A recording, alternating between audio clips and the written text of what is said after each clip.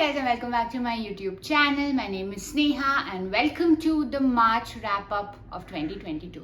In a better month than February for me. I've been doing a little bit better in terms of my mental space, work, stress, anxiety, reading. Just in general, it's a little bit better. I am going to go over all the books that I've read for the month of March 2022. And if you don't know already, I mentioned in my February wrap up that I will do some sort of like a ranking in each month where I rank my best book and my least favorite book of the month, which I end up reading. So for Jan and Feb, I will put up the slide that I've made right here. You can take a look at what have been my best reads for the previous 2 months and what has been my least favorite reads for the previous 2 months. So quite a diverse playing field so far, so that's great. Will we be adding to the diversity this month? Let's find out. In both Jan and Feb, I had read only 4 books, but in March, I've read 6 books. So quantity has definitely improved. My Goodreads challenge tracking thing has definitely improved from the previous 2 months. And the quality is also the same. I'm pretty happy with the kind of books that I'm reading. First book is Flowers for Algernon by Daniel Keyes. This is a modern classic of sorts. I've heard a lot of people talk about this when they talk about classics, and I had picked this up in a Delhi book hall, I think, which I'll link up above if you're interested to check it out. This is the story of Charlie Gordon, who is a man with an unusually low IQ, and he works as a janitor in a bakery. Now Charlie is very inquisitive about knowledge and he wants to be smart, so he joins evening classes to learn how to read and write, and through that he gets recruited into an experiment which surgically gives him intelligence. Like overnight his IQ starts to improve, and the book is about the repercussions when suddenly he becomes this really intelligent person, but his emotional and his mental stability hasn't really caught up in terms of his IQ. The very interesting thing about this book is that it's written in the form of these diary entries that Charlie is made to keep throughout the entire novel. So how he is before the experiment, what happens when he gets the experiment, and how he progresses. So you can see his intelligence also move through his diary entries, in terms of his spelling, in terms of his grammar, in terms of his thinking and how it evolves. So I think writing this book in that particular manner gives it a very, very human touch. Like you sympathize and empathize, and you in some aspects even pity Charlie as he's trying to make sense of this new world that he's cast into, where all his previous beliefs of certain people, of how people used to treat him and versus how they treat him now, how he used to look at people versus how he looks at them now, just the difference of that as he tries to make sense of it. Since you are kind of reading his own feelings and thoughts about it, it's just so much more impactful. I just loved this book. It is brilliant writing. Like, just the way the entire story is structured is so heartrending, and it's so beautiful, and absolutely broke my heart, and I just loved my time with this. I can see why so many people recommend this as a modern classic. I rated this book 5 stars out of 5, and highly recommend this if anybody is looking for a good sci-fi sort of a classic. So yeah, this is a sci-fi book, I forgot to mention that. So yeah, then moving to my first non-fiction for the month. This is In Cold Blood by Truman Capote. Again, another modern classic. Literally, it is in one of those Penguin Modern Classics edition. This is a non-fiction true crime book about a famous murder which happens in Kansas. So a farmer and his family are kind of like murdered in their own house overnight, and nobody knows the rationale, nobody knows why. And the author Truman Capote does this investigative piece where we are told the story of the family who's been murdered, about the investigators who are trying to crack this case, and we are also following the murderers as they flee, as they make certain decisions, as they get caught, and as they are in jail and they are sentenced to capital punishment.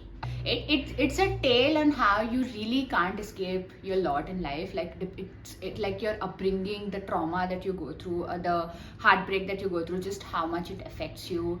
much later on into your adulthood, and how it, how it changes the entire way how you think. It is a tale of that, and it also, since it humanizes the murderers in such a way, because we are told about the circumstances that they come from, the things that they had to endure, their rationale for thinking a certain way. You empathize, again, you empathize with the murderers, but you also empathize with the family that's been murdered, because by all accounts they are upstanding, good citizens, they care about the society, they are influential members of the societies. Again, brilliant writing, the way the author chooses to juxtapose the investigation versus, the murderers fleeing, and the murderer's life story and all of this, just brilliant. I later found out that Truman Capote got so involved in this book, like he was given like special access to one of the prisoners, and he kind of exploited them for getting the story out. And yeah, that part I found out much later, and I was a little shook by it. But it definitely, while reading it, made me think about capital punishment, because I am a very like black and white kind of a person. I wouldn't say that I think capital punishment is justified. I wouldn't go to that extent. I think it's a very complicated subject, which a lot of people have very loud opinions on both sides. But for me, I think it just made me pause and think about why. Why do certain people do such vicious, crimes against humanity, kind of. And I think that is a testament to just how much he delved into these characters and presented their side, maybe not with as much objectivity that I first assumed, but still, it is a brilliant true crime book, and I can see why it has a cult classic, and I can see why it is a classic in the first place. Yeah, I gave it 4.5 stars out of 5. Very unexpectedly, I finished another non-fiction book. 2 non-fiction books back to back, like who even am I? But this is Cancer, You Picked the Wrong Girl by Sharmishta Mukherjee. So full disclosure, Sharmishta is a friend of my husband's, and we picked this book, he picked this book up because, his friend wrote it, and she's also signed this book. We picked this up from the airport to, show solidarity, and he just opened the first page and he just showed it to me, and I decided that I'm going to read it in that 2-hour flight. So I pretty much finished it over a flight, and then there were a few pages which I finished the next day, like around 20-30 pages. This is Sharmishta's journey with breast cancer. She got diagnosed in her early 40s, and she had to go through a mastectomy and a reconstruction. I really enjoyed this book. Like, I finished it in an aeroplane ride. It is simple writing, I'm not going to lie, but it is very witty, engaging writing. So I raced through this book, and also because I related to it a lot. I related in the sense of somebody who's witnessed someone close to her having breast cancer. My grandmother was diagnosed with breast cancer, and she also had to go through a mastectomy. Reading someone who went through it gave me a different perspective, that how somebody who's actually going through it has to have so much strength, so much willpower, and just so much just strength to get through it. And I really enjoyed my time with it. I chuckled in a few places. I almost cried in a few places. It's just very, again, the theme for March is just empathizing books, I think. So I just empathized with Sharmishta a lot, and I loved this book. And I would recommend this book if anybody is looking for a non-fiction account of how people go through breast cancer or just cancer in general, and the patient's side of story, so to say. So yeah, I did rate this book 4 stars out of 5. Then I finished Commonwealth by Anne Patchett. This was on Scribd, and that's where I read it. Commonwealth is kind of like this family drama, family saga kind of a book. It's about these 2 families from California, and one person from each of the couples inevitably break off their respective marriages in order to marry each other. So they have an affair and then they get together. Doing this kind of blends all of these families into this big grudging kind of family. Like, the children spend summers together, and then this blended unit. and the ex-spouses are also kind of like inextricably linked to, you know, this overall large blended family, and there's a family tragedy which kind of binds them all together. So the book is told in an interesting way. We are told the story from each one of the characters, mainly the children. So we follow one character for a bit and then it drops off, and then we follow another character for a bit and then it drops off. So it's different timelines. We alternate between the past, the present and the future quite a bit. So it does get a little confusing because of the number of characters that they are in, but again, it's not fun, it's just that, you know, it's a family drama which is typical to other family dramas. There's just so many characters, there's so many flashbacks, there's so much baggage that each of these characters carry, and we get to know each of them intimately, and it was just a good book to really delve into. Like, you know, it was very meaty in terms of like storylines, in terms of characters, and it just had so much to give, and I did enjoy my time with it, and it is a very good contemporary novel. So I did rate this book 4 stars out of 5. Then I returned to an author that I really enjoyed last year, and her name is Elena Ferrante, and the book is The Lying Life of Adults. I think I mentioned this, and it is in my reading vlog which I posted last week, which I'll link up above. This is the story of Giovanna, who is a young girl growing up in Naples. She kind of has a sheltered life till her teenage years, so she believes everything that her mother and father says. They say she's beautiful, she's smart, she's pretty, and she believes all of that. And one day she overhears her father saying something to the effect that, oh, she has the face of her, you know, my sister.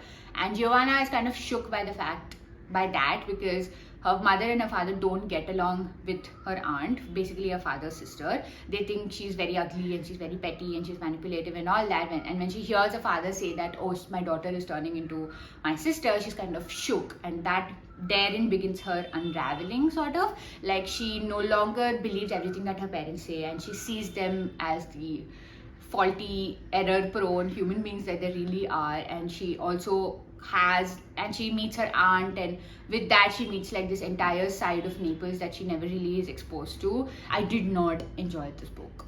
I'm going to come straight in and say that I did not enjoy this book. I was just so disappointed.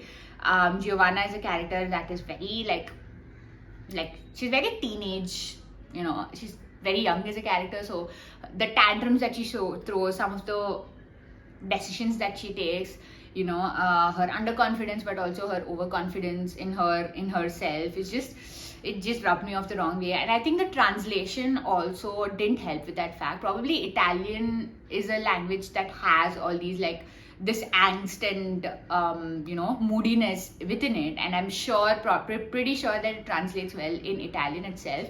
Translating that into English is just, it sounds very petulant, it sounds too melodramatic for no reason. I did not enjoy it. It just dragged on for a lot of time. Just not for me. So I rated this book 2.5 stars out of 5. Then the last book of March 2022 is Hellfire by Lisa Ghazi, translated from the Bengali by Shabnam Nadia. This was part of my Westland haul, which I'll link up above if you are interested to watch it. The premise of this book sounded so interesting that I picked it up, and I am glad that I did. This is the story of Lovely, who is a 40-year-old woman. Lovely is someone who has never stepped out of her house alone.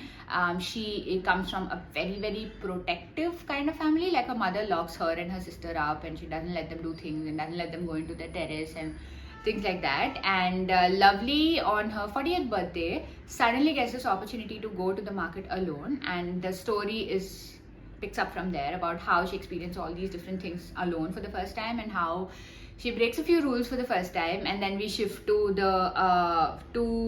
and then the narrative shifts to the mother and also the sister, and how they are doing back at home while Lovely is out on her adventures, and the impact that this, you know, new development has on the family.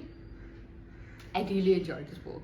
It is a thin volume. It is packed with intrigue, suspense, toxicity, and it's just, I had a lot of fun reading this book. You know that feeling of reading a good thriller mystery book where the hair on the back of your neck stands up and you're like, oh, something's gonna happen now. Like, it happens in movies as well, but when it happens in books, I just love that feeling, because not a lot of thriller mystery writers can give that feeling, you know, I think, in my humble opinion. And this book does, because Lovely is unraveling, her mother is unraveling, her sister Beauty is unraveling, and you don't know why, and you are like racing through the pages to figure out why, and it's just so good. It's not just about suspense, don't get me wrong, it is about toxic families and how, you know, the trauma of the past can carry on into the generations of the present and the future as well, about how these internalized ideas that we have in culture and society, how much damage can they really cause. And it is about that. There is a social commentary, social justice angle to it, but I just loved the suspense of it. I'm shallow, let's face it. I loved it. And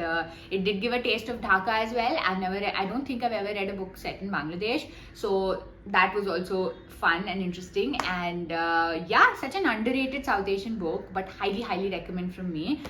This book I gave 4 stars out of 5, and do pick it out if you're looking for a good South Asian suspense thrillery kind of a book. So those are all the books that I finished in March 22. Now let's talk about my least favorite book for 2022. No surprises, I liked pretty much every book that I read this month except for The Lying Life of Adults by Elena Ferrante. Just so disappointed with this book. I came in to it with really high expectations also, I think, because I really loved the first book that I read of this author, and I think the translation into English really wiped away a lot of the Italianness of the book probably, so that's why I didn't enjoy this, and this is my most disappointing book of the month. And sorry. Best book for the month, again, no surprises. The one book that I had given 4 stars out of 5, it is Flowers for Algernon by Daniel Keyes.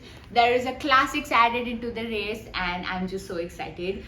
So glad I finally picked this up. I have had heard of this a lot, and it's just the sort of like, you know, the humanizing sci-fi kind of book that I really enjoyed. Like, sci-fi is usually not my genre.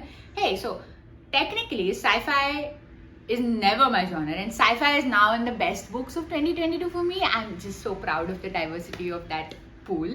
But coming back, yeah, so just really loved this book. My heart broke. It is brilliant book, and do recommend this for everybody. So yes, my best on my list, sort of. So yeah, those are all the books that I read in March 2022. Thank you so much for watching this. If you're still around, do like, share, comment, subscribe, and all of that jazz. And I will see you very soon. Bye.